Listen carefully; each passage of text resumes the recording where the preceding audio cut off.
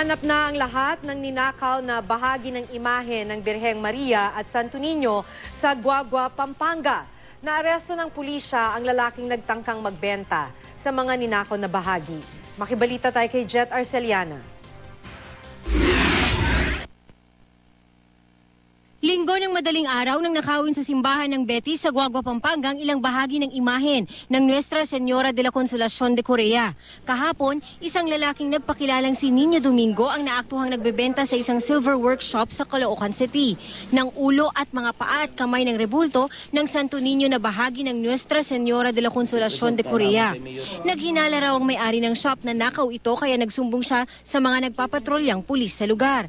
Nang rumespondeng mga pulis, napag-alamang ang mga ibinebenta ni Domingo ay mga bahagi ng imahen sa Guagua. Fortunately, yung ating pulis ay nakapagpanood sa inyong himpilan tungkol dun sa nawawalang imahe. At nung makita nga na ito yung imahe na na-report, parts ng imahe ng Santo Niño, ay kagad nilang inaresto itong ating suspect. Itinanggi ng sospek ang paratang sa Caloocan City Police. Sabi niya, may nagbenta lang sa kanya ng mga ito. Kasi po, naghahanap rin po ako ng mga ganyan dahil maano rin po ako sa mga ganyan. Hindi ko naman po alam na nakaw po yan, sir.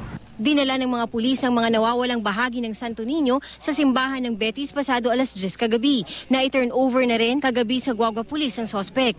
Pero sa mas malalim na investigasyon ng Guagua Police, napag-alamang taga Macabebe, Pampanga pala ang sospek at Jeffrey Quintos ang tunay niyang pangalan. Isinuko na rin ng sospek sa pulisya ang mga nawala ring ulo at kamay ng mahal na Birheng Maria na bahagi rin ng Nuestra Señora de la Consolación de Corea. Desidido naman ang pamunuan ng simbahan na sampahan ng reklamo ang sospek. Di pwedeng hindi kayo magagalit. Kasi venerated yan for centuries, no? Yung mga ninuno nila rito, mahal na mahal yan. Pagkatapos binastos. Jet Arceliana, Nagbabalita, Pilipinas.